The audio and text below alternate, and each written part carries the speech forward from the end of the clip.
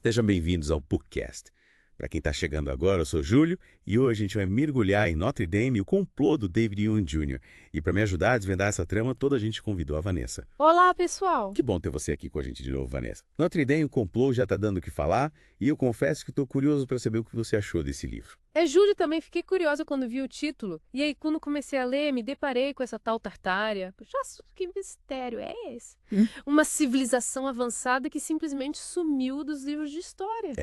O autor passou por mais de 1000 cidades, Júlio, e estudou mapas antigos para tentar reconstruir essa história. Nossa! E o que ele descobriu? Ele fala que a Tartária dominava tecnologias que a gente hoje em dia considera futuristas, tipo transmissão de energia sem fio. Tipo o Wi-Fi. É mais ou menos por aí. Imagina só que loucura, cidades inteiras iluminadas sem fio nenhum. É muita tecnologia para uma civilização que supostamente existiu há séculos atrás, né? Pois é, e é aí que as coisas começam a ficar interessantes. O autor levanta a hipótese de que essa Tartária pode ter sofrido um grande reset, tipo um colapso global que apagou quase todos os vestígios da sua existência. Mas por que alguém faria isso? Boa pergunta. O autor acredita que foi uma conspiração para esconder essa tecnologia avançada do resto do mundo. Mas quem estaria por trás dessa conspiração? Aí que tá. O autor não dá nomes, mas ele deixa pistas. E que pistas são essas? Ele começa falando da Grande Muralha da China. A Grande Muralha da China. O que ela tem a ver com a Tartária? O autor questiona se a muralha foi realmente construída pelos chineses. Ele diz que tem evidências de que ela pode ter sido obra da Tartária. Sério? Que evidências? Fotos antigas que mostram a muralha sem vegetação nenhuma. E o que isso significa? Que a muralha pode ser muito mais antiga do que a gente imagina. Mas e a vegetação? O autor sugere que a vegetação que a gente vê hoje em dia cresceu depois de algum evento catastrófico. Interessante. E tem mais alguma pista? Tem sim. O autor também fala do terremoto e incêndio de 1906 em São Francisco. São Francisco? O que aconteceu lá? A cidade foi praticamente destruída por um terremoto e um incêndio que se seguiu. Nossa, que tragédia. Só que o autor levanta a hipótese de que a destruição pode ter sido proposital, Proposital. Mas por quê? para apagar os vestígios da Tartária na região. Nossa, que vestígios. O autor cita a arquitetura da cidade. Ele diz que muitos edifícios de São Francisco antes do terremoto tinham características da arquitetura tartária. Caramba, é como se estivessem tentando apagar a Tartária da história. Exatamente. E a Catedral de Notre Dame também entra nessa história? É Tratadai, a Catedral de Paris. Sim. O autor questiona a função religiosa da catedral. Mas como assim? Ele diz que a orientação da catedral para leste em direção ao Oriente Médio sugere que ela pode ter tido outros propósitos. Essa eu não esperava. E que outros propósitos seriam esses? O autor não diz ao certo, mas ele especula que Notre Dame pode ter sido um ponto de energia da Tartária. Ponto de energia. Que doideira. Lembra da transmissão de energia sem fio? Hein? O autor acredita que Notre Dame pode ter sido parte de uma rede de energia que se estendia por todo o mundo. Mas, e a função religiosa da catedral? O autor sugere que essa função pode ter sido atribuída depois para esconder a verdadeira finalidade da construção. Então, a gente está falando de uma manipulação histórica em massa. É bem por aí. E para entender como essa manipulação acontece, o autor nos leva à Grécia. Grécia, o que aconteceu lá? Ele conta a história da imposição do grego moderno sobre a língua original, o Arvan, Mas por que fariam isso? para controlar a narrativa histórica. Quem controla a língua controla o passado. Faz sentido. Se você não entende a língua dos seus ancestrais, você perde a conexão com a sua história. Exato. E aí fica mais fácil te convencer de qualquer versão da história que te contarem. Essa parte é meio assustadora, né? É assim? E o autor não para por aí. Ele ainda vai mais fundo na história do rei Salomão. Salomão. Aquele da Bíblia. Sim. O autor explora os supostos poderes e tecnologias avançadas de Salomão. Tipo, Ele fala do Shamir, uma criatura mágica que podia cortar pedras, ferro e até diamantes. que criatura é essa? Nunca ouvi falar. É uma lenda do Talmud. O autor sugere que o Shamir pode ter sido uma tecnologia avançada que permitia a Salomão construir grandes obras como o Templo de Jerusalém. Nossa, então o autor está ligando a tecnologia da Tartária com a história bíblica? Exatamente. Ele acredita que o conhecimento da Tartária pode ter se espalhado pelo mundo, influenciando outras culturas. Interessante. E aí ele vai ainda mais fundo. Ele explora a inteligência digital e suas possíveis origens. Inteligência digital, tipo inteligência artificial. Ele sugere que o que a gente chama de inteligência artificial pode ser algo muito mais antigo do que a gente imagina. Mas como assim? Ele conecta a história dos jinn, seres sobrenaturais do Alcorão, com poderes avançados à nossa concepção de inteligência artificial. Então o autor está dizendo que a inteligência artificial pode não ser tão artificial assim. Ele acredita que o que a gente considera artificial pode ser, na verdade, algo natural e presente no mundo há muito mais tempo do que a gente imagina. Nossa, essa teoria de explodir a cabeça. E aí ele volta para a Tartária e para a teoria do Grande Reset. O que ele diz sobre o Grande Reset? Ele destaca os incêndios misteriosos que destruíram cidades inteiras entre os séculos 18 e 20. Que incêndios são esses? Ele fala de incêndios que geravam um calor tão intenso que chegavam a pulverizar tijolos e pedras. Incêndios capazes de pulverizar tijolos e pedras. E ele sugere que esses incêndios podem ter sido causados por armas avançadas da Tartária. Armas avançadas da Tartária. Tipo o quê? Ele não especifica, mas fala de relatos de explosões que pareciam raios. Caramba. Então a Tartária teria sido destruída por suas próprias armas. É uma possibilidade. Mas ele também levanta a hipótese de que os incêndios podem ter sido provocados por outras civilizações que queriam destruir a Tartária e suas tecnologias. Parece coisa de filme de ficção científica. Parece, mas o autor apresenta evidências que fazem a gente questionar a história que a gente conhece. Que tipo de evidências? Fotos de edifícios com marcas de cortes precisos como se tivessem sido atingidos por raios laser. Nossa! Isso é muito intrigante. E tem mais. Ele fala da Torre Wardenclyffe do Nikola Tesla. A torre do Tesla. O que ela tem a ver com a Tartária? O autor sugere que a torre pode ter sido um sistema de transmissão de energia sem fio em larga escala desenvolvido com base na tecnologia da Tartária. Mas a torre do Tesla não foi destruída. Foi. E o autor levanta a hipótese de que ela foi destruída para impedir que a tecnologia da Tartária se espalhasse. Nossa, essa história está cada vez mais complexa. E aí, para completar, ele ainda apresenta a teoria da inundação de lama. Inundação de lama. O que é isso? Ele sugere que um evento catastrófico, tipo um tsunami gigante ou a série de terremotos e vulcões simultâneos, teria soterrado cidades inteiras. E essa inundação de lama teria relação com a Tartária? Ele acredita que sim. Ele diz que a inundação de lama pode ter sido o golpe final que destruiu a Tartária e soterrou seus vestígios. Mas que vestígio? Ele mostra fotos de edifícios antigos com janelas no nível do solo-ruas subterrâneas. É como se as cidades tivessem sido enterradas. Exatamente. E aí ele nos leva a analisar fotos antigas de cidades do final do século XIX e início do século XX. O que tem de especial nessas fotos? Elas mostram as cidades praticamente vazias. Ruas largas, edifícios imponentes, mas quase ninguém nas ruas. Estranho, né? Muito. O autor questiona o que teria acontecido com a população. Teria havido um declínio populacional em massa? Ou será que as pessoas fugiram para as áreas rurais para escapar da destruição? Já são muitas perguntas. Pois é.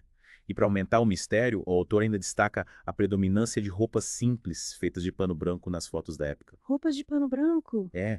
Ele questiona o que as pessoas usavam antes disso. Teriam andado nuas? Será que a produção de roupas foi interrompida com a queda da Tartária? Essa observação é curiosa. Se a Tartária era tão avançada tecnologicamente, por que as pessoas estariam usando roupas tão simples? Boa pergunta. O autor não tem uma resposta definitiva, mas ele levanta a hipótese de que a queda da Tartária pode ter causado um retrocesso na produção têxtil. Faz sentido. Se a tecnologia foi perdida, a produção de roupas também pode ter sido afetada. Exatamente. E para finalizar essa primeira parte do nosso mergulho, o autor nos leva a observar os castelos. Castelos. O que eles têm a ver com história?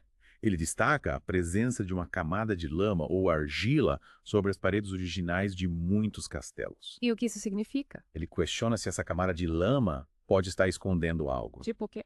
Ele sugere que os castelos podem ter sido construídos para outros propósitos além da defesa militar. E outros propósitos? Ele não especifica, mas deixa no ar a possibilidade de que os castelos podem ter sido parte da rede de energia da Tartária. Nossa, essa teoria é de arrepiar. Pois é. E com essa pulga atrás da orelha, a gente encerra a primeira parte do nosso mergulho em Notre Dame, o complô. Nossa, Júlio, essa primeira parte já me deixou com a cabeça cheia de interrogações. Estou curiosa para saber o que mais o autor tem a dizer sobre esse mistério da Tartária. É muita informação para processar, né, Júlio? Essa Tartária parece um daqueles segredos bem guardados que a gente só descobre por acaso. Isso mesmo, Vanessa. E sabe o que me deixa mais encucado? O autor fala de tecnologias que a gente só viu em filme, tipo teletransporte e manipulação do tempo. Sério. Mas ele apresenta alguma evidência disso. Ele cita relatos antigos de pessoas que diziam ter visto objetos voadores e luzes estranhas no céu. Tipo ovnis? E ele sugere que essas aparições podem ter sido resultado da tecnologia avançada da Tartária. Mas se eles tinham essa tecnologia toda, por que não dominaram o mundo? É que tá. O autor acredita que a Tartária não tinha interesse em dominar o mundo. Eles buscavam conhecimento e o desenvolvimento tecnológico, mas de forma pacífica. Nossa, que diferente da nossa civilização, né? Totalmente. E o autor levanta a hipótese de que essa diferença de mentalidade pode ter sido um dos motivos da queda da Tartária. Ele sugere que outras civilizações mais ambiciosas e com interesses bélicos podem ter visto a Tartária como uma ameaça e por isso decidiram destruí-la. É uma teoria bem ousada, né? Mas faz a gente pensar, né? E se a gente está repetindo os mesmos erros do passado? E se a nossa busca desenfreada por poder e tecnologia nos levar a um novo grande reset? Deixa eu te fazer uma pergunta, Júlio.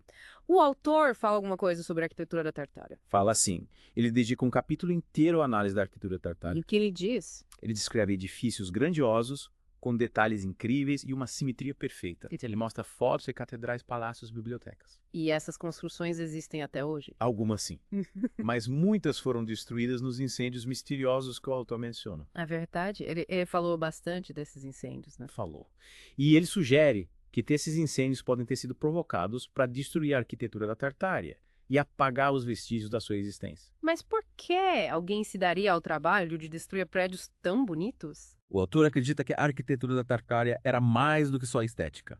Ela representava o conhecimento e a sabedoria daquela civilização. Então, destruir a arquitetura seria como destruir a memória da Tartária. Exatamente. E o autor vai além.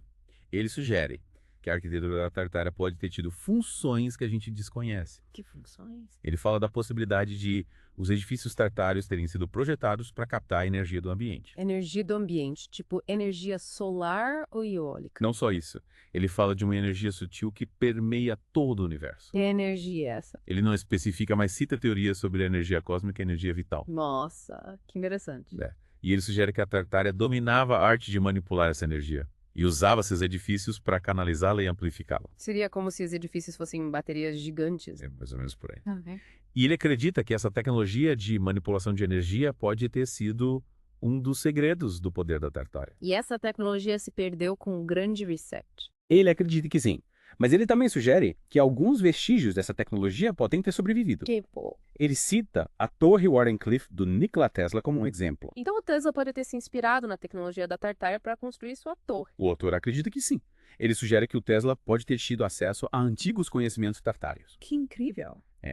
E ele levanta a hipótese de que a Torre do Tesla pode ter sido destruída porque representava uma ameaça aos interesses das elites que controlam o mundo. Por que a torre do Tesla seria uma ameaça? Porque ela poderia ter fornecido energia gratuita e ilimitada para toda a humanidade. E isso seria ruim por quê? Porque as elites lucram com o controle da energia.